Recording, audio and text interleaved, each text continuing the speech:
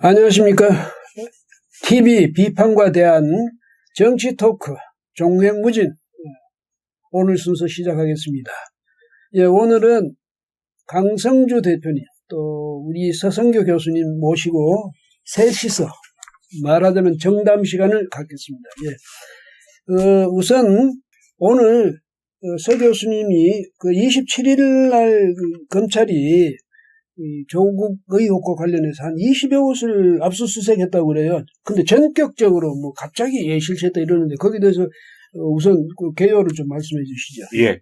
검찰이 8월 27일 날 조국 법무부 장관 후보자 의혹에 대해 가지고 국민적 의구심이 많이 일고 있으니까 여러 곳을 압수수색했습니다.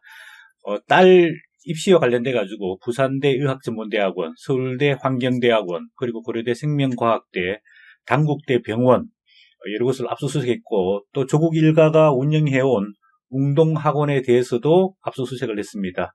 또 조국 그 가족이 10억 5천만 원을 투자했던 사모펀드에 대해서도 압수수색을 해서 약 한 20여 곳 압수수색을 해서 의혹에 관련된 자료를 검찰이 수집한 것으로 또 알려지고 있습니다.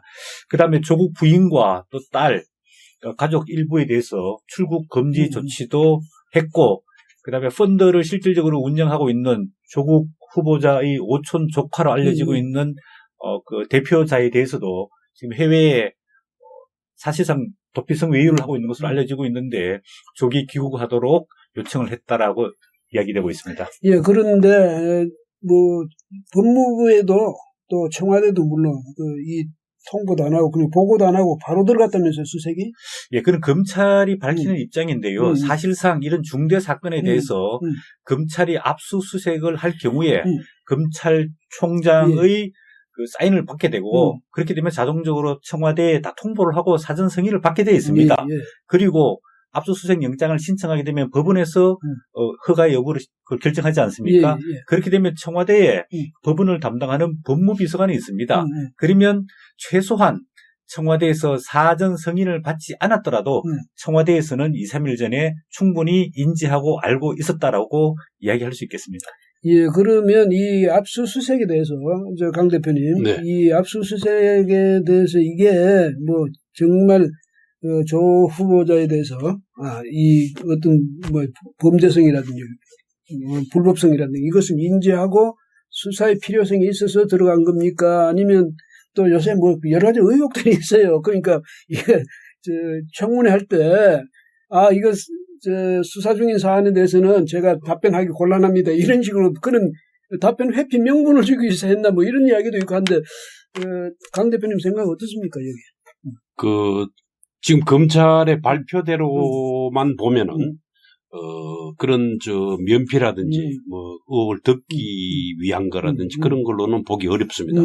그는 이제 검찰에서 흘러나온 말을 우리가 최고의 선의로서 해석을 할 때 검찰은 그렇지 않을 거다. 그리고 시중에서 일반적으로 국민들이 느끼기에도 검찰 어떤 공권력 혹은 수사력의 상징으로 돼 있는 신임 검찰총장이 처음으로 하는 대형 사건, 일종의 정치적인 의미가 큰 그런 대형 사건을 그렇게 허무하게 하지는 않을 것 아니냐라는 일종의 기대 섞인 그런 반응도 있습니다. 예, 그렇지만은 그 정치권 되게 일반적으로 제가 옛날 검찰 출입을 하거나 그 수사할 때 옛날에 저는 이제 50 비리 수사, 그다음에 전두환 노태우 대통령 비자금 수사 등등 그럴 때 제가 일선 기자로서 참여 취재를 했는데요.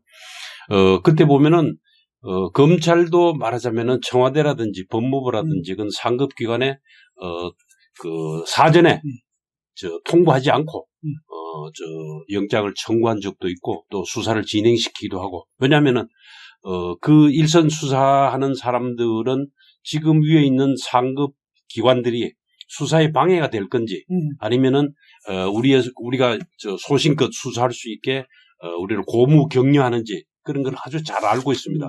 그러니까 지금 우리가 바깥에 있는 사람으로서는 검찰 내부에 그리고 검찰 최고 상층부의 기류를 정확하게 읽기는 좀 어렵지 않을까 그렇게 근데 하는데 이제 그 검찰 압수수색 이후에 네. 가장 당혹스러운 사람이 결국은 당사자인 조국 후보자 아니겠습니까? 그렇죠. 그런데 조국 네. 후보자 이야기가 뭐 본인이 의혹에 대해 가지고 철저하게 밝혀주기를 바란다. 그리고 사법개혁을 계속 추진하겠다. 본인은 계속해서 자기 그 후보자 지명직을 고수하겠다. 그리고 인사청문회를 통과하겠다. 네. 이런 얘기까지 했고요. 네. 그 다음에 제가 좀 의심을 가지는 거는 이게 압수수색을 했는데 여러 가지 정황에 대해서는 했지만은 조국 후보자 자택에 대해서는 압수수색을 안 했단 말이에요. 그리고 그 압수수색을 하게 되면 가장 중요한 게 휴대폰인데 조국 후보자의 휴대폰도 압수수색하지 않고 또 그 배우자 정경심 교수, 네. 교수의 휴대폰도 압수수색을 안 했단 말이에요. 그러면 네. 실질적인 증거는 안 하고 주변 정황적인 증거에 대해서만 압수수색했기 때문에 검찰 수사 진정성 의지가 조금 떨어지는 건 아니냐 이렇게 보여집니다. 근데요, 제 생각은 또 이렇습니다. 뭐냐면, 이제, 윤석열 총장, 그래서 사람에 충성하지 않는다, 나는 사람에게는, 네, 네. 뭐, 이렇게 이제 당당했었고, 또 전번에 지난달 25일에 그 취임식, 임명장 받을 때, 그때 문 대통령이, 윤 총장은, 이 권력의 눈치를 보지 않아 왔다. 뭐 이러면서 앞으로도 산 권력에 대해서도 눈치를 보지 않는 그런 자세로 임해달라고 이렇게 이제 당부했고, 또 이 양반이 나중에 이제 취임사를 하면서도 뭐냐면 대한민국 헌법 제1조 모든 권력은 국민으로부터 나온다 이렇게 강조했던 양반이 이번에 만약에 면피성 그런 수사를 주도한다 이렇게 되면 저 사람은 자기 인생은 끝나는 거예요. 검찰로서의 자기 명예고 뭐고 다 끝나는 거거든. 그 다음에 자기만 끝나는 게 아니라 대한민국의 검찰 조직 왕창 같이 몰고 들어가서 같이 끝나도록 만드는 그런 식이 될 수도 있으니까 제가 생각할 때 저분은 이 자기 조직에 대해서는 충성도가 있는 굉장한 것 같다. 그런 점에서라도 보면 조국 하나를 위해서 그런 식의 이제 말하자면 봐주기 수사 이런 거는 안 하지 않겠느냐 이렇게 생각했는데 그건 이제 또 해석하는 방법이 다양하니까. 근데 이제 통상적으로 검찰이 압수수색을 해서 증거를 실질적인 거든 정황적인 증거를 모아가지고 그거를 분석해서 지금 조국 후보자가 받고 있는 또 검찰에 고소 고발된 게 한 12건으로 알려지고 있는데 그에 대해서 법적인 실체적인 증거를 모아가지고 범죄를 구성하는 데까지는 시간이 상당히 걸리거든요. 예. 그러면 9월 2일, 3일이 인사청문회인데 만약에 인사청문회에 본인이 끝까지 사퇴를 하지 않고 고집하고 진행되고 만약에 문재인 대통령이 인사청문회 보고서가 채택되지 않더라도 임명을 강행하게 되면은 검찰로서는 계속해서 수사를 진행하기가 굉장히 어려운 상황이 되거든요. 그렇겠죠. 예, 이럴 경우에 과연 검찰이 수사를에 대한 입장을 어떻게 표명할 건지, 또 청와대는 임명 강행을 어떻게 할 건지, 그다음 조국 후보자는 사퇴할 건지 안 할 건지, 그다음 국민들은 이 사태에 대해서 어떻게 받아들여질 건지 이런 것들이 복합하게 얽혀지지 않을까 이렇게 예상해 볼 수도 있겠습니다. 강 대표님 생각은 어때요? 그러니까 검찰이 두 가지 카드를 이렇게 확보하려고 하는 거 아닌가, 아니면 확보했다는 거 아닌가라고 이렇게 또 그런 분석이 있습니다. 그건 뭔가 하면은 가령 설사 이것이 수사로 수사가 진행되는 과정에서 발표를 하거나 인사청문회하고 관계없이 절차를 할 경우에 검찰은 그 카드를 쓸 수가 있고, 또 하나는 그렇지 않더라도 이것이 확보된 증거라든지 그런 물증을 가지고 혐의점에 대해서 검찰은 계속 그것을 말하자면 상급기관인 법무부 장관에 대한 어떤 카드로, 왜냐하면 조국 지금 후보자가 그냥 늘 하는 이야기는 사법 개혁을 해야 된다. 만약 그것이 지금 기존 검찰에 불리하게 작용할 경우도 있습니다. 어떤 조직 논리라든지 그 구성원들한테 대해서. 가령 그럴 경우는 검찰이 그 카드를 자기 상관인 법무부 장관에 대해서 사용한 거 아닌가라는 그런 이제 해서 지금 검찰은 두 가지 카드를 다 확보했기 때문에 검찰로서는 아쉬운 게 없다. 네. 그런데 제가 이제 또 이런 게 이제 사실 조금 이제 궁금하기도 하고 한데 뭐냐면 사실 이 대통령은 이제 과연 임명을 강행할 것인가. 그 다음에 청문회는 그럼 예정대로 열릴 것인가? 또 그럼에도 불구하고 검찰은 수사를 계속할 것인가? 이제 이런 문제가 있는데 그런 점에서 볼 때 검찰이 말이지 사실 이 수사를 미룰 수도 있었던 일이거든. 그 청문회 보고 또 대통령이 임명하는 거 보고 그렇게 할 수도 있었는데 검찰이 이렇게 압수수색에 들어가면서 수사를 시작했다. 그것도 특수입을 시켜서 중앙지검에서 특수입을 시켜서 수사에 들어갔다. 이건 수사 의지가 있다. 그건 바꾸고 말하면 뭐냐면 이 조국 수석에게서 그냥 우리가 윤리적이거나 뭐 도덕적인 그런 관점이 아니라 이게 법률적 관점에서 이게 볼 때 상당히 이게 어떤 탈법, 위법, 불법 이런 점 소지가 있기 때문에 이렇게 들어간 게 아닌가 이렇게 됐으면 오히려 거꾸로 자 검찰이 이렇게까지 하는데도 청문회를 계속 할 건가 이렇게 됐는데도 대통령은 임명을 강행할 것인가 오히려 거꾸로 생각하면 그런 문제가 있어서 제가 생각할 때는 조국 수석이 아마도 자기가 여러 번 보아왔듯이 다른 사람에 대해서 보았듯이 자기도 낙마하는 그런 상황에 처할 수도 있지 않을까? 예, 낙마가 아니라 사실은 이제 이 상황에 이르면 조국 후보자가 스스로 그러니까. 자진 사퇴하는 게 옳다고 보여집니다. 왜냐하면 검찰이 압수수색을 실시했다는 것 자체는 벌써 법적으로 상당한 혐의를 갖고 있다는 거거든요. 그렇죠.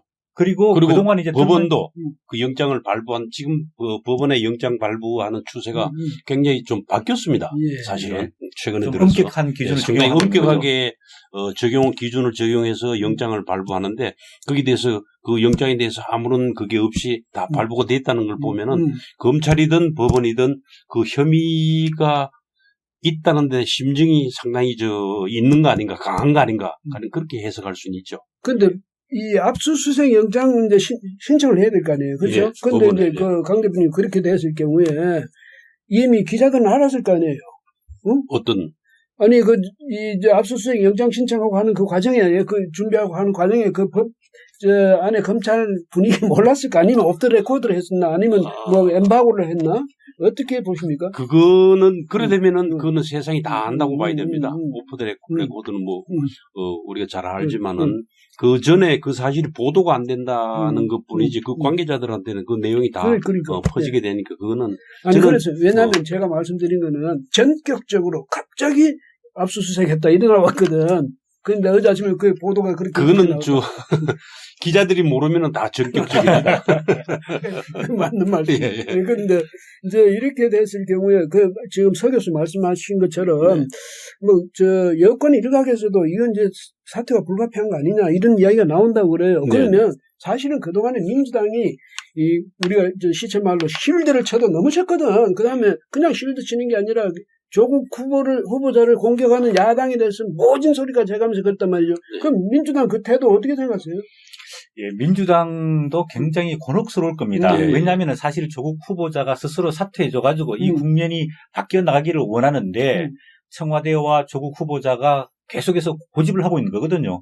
그리고 민심은 계속 떠나고 있지 않습니까? 얼마 전에 여론조사를 보면은 조국 후보자 인사청문회와 임명에 대해서 찬성은 한 20%가 채 안 되고요.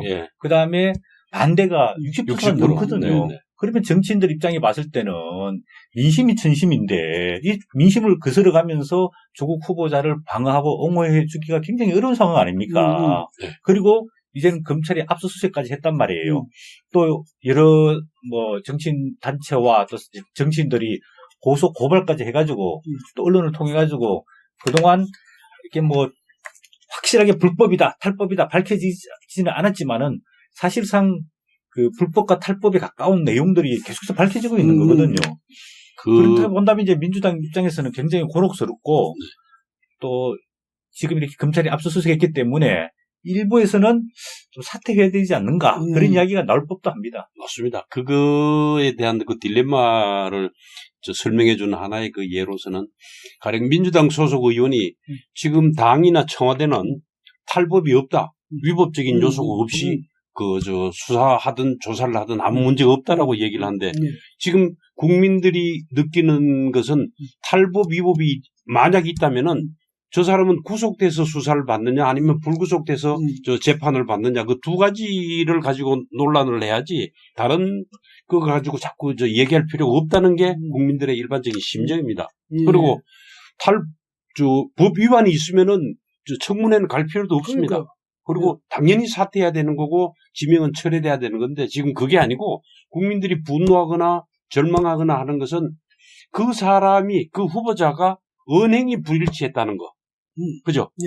아까 저 이구분께서도 늘 말씀하셨지만은 조국 후보가 세상에 착하고 세상에 선한 것처럼 말을 하고 책에다 쓰고 또 그렇게 자기를 포장해 왔는데 알고 보니까 그 가족들이 저 학원 문제라든지 그다음 사모펀드 문제라든지 또 입시 문제라든지 그런 데서 말하자면은 그 말과 행동이 괴리가 있는 거. 예.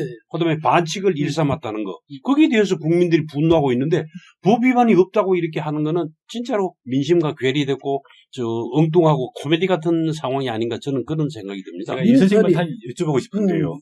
왜 이렇게 청와대가 조국을 끝까지 고수하고 있고 왜 조국 후보자는 자기가 사실상 법적으로 도덕적으로 문제가 됨에도 불구하고 왜 끝까지 강행 고집을 하고 있고 또 민주당 일부에서도 계속해서 조국을 수호하고 방어하고 있는 이유가 뭐라고 생각하십니까? 민주당에서는 정권의 실세니까 정권의 실세에 대해서는 다들 약하더라고. 특히 집권당의 경우는 그 청와대의 정권 실세에 대해서는 역대 정권보다 다 그렇거든요. 그런 점이 있고, 예, 조국 전 수석이지, 수석 때 이제 그런 여러 가지 작업을 했으니까 이 사람은 대한민국의 역사를 바꾼다. 사법의 역사를 바꾼다. 뭐 아마 이런 굉장한 자기가 엄청스러운 그 중대한 일을 한다는 생각. 그 다음 뒤에서 문재인 대통령이 나를 철저히 믿어줬다든지. 이런 게 문 대통령하고 나간 한 팀이라든 이런 의식이 있으니까 저런 사람들, 자기 확신이 강한 사람은 자기의 행위에 대해서는 생각을 안 해요. 내가 한 행위가 얼마나 잘못됐다는 거 거기에 대해서 그런 깊은 인식을 안 한다고. 자기 탈법이란다 불법 행위는 애서 외면해버리면 선택적으로 잊어버리는 거잖아요. 망각해버리는 거. 그런 식으로 하면서 특히 이제 다른 사람의 잘못에 대해서는 더 이제 화를 난 것 같이 그렇게 지적을 하거든. 그런 심리적인 요인 같은 것도 있을 수 있는데 이제 아까 지금 말씀하신 거는 뭐냐 우리 민심에도 불구하고 이야기했잖아요. 그래서 아까 서 교수께서 잠시 언급하셨는데 그거에 대해서 약간 이제 상세히 이야기하자면 이 중앙일보가 지난 23일하고 24일 사이에 그 여론조사를 했잖아요. 근데 조사연구팀에서 했는데 거기 보면 자 조국 이 후보자를 임명하는데 찬성하느냐 반대하느냐 했더니 찬성이 27.2%, 반대가 60.2%. 그 다음에 이제 아직 뭐 대답을 유보하거나 뭐 모르겠다 하거나 이게 이제 12.6% 이렇게 나왔어요. 근데 KBS 일요진단이잖아요. 라이브. 거기서도 또 이제 한국 리서치하고 해가지고 조사를 했는데 그건 22일, 23일 양일간 했어요. 근데 거기는 보면 또 뭐냐 적합도 이 사람이 법무장관으로서 직무 수행에 적합하냐 안 하냐 그걸 물었더니 적합하다는 의견이요. 18%야. 그 다음에 부적합하다 48%. 거기다가 이제 뭐냐면 또 이제 여하튼 대답을 유보한 측이 34% 일어나고 그게 국민의 절대 다수는 저 사람 안 된다는 거야.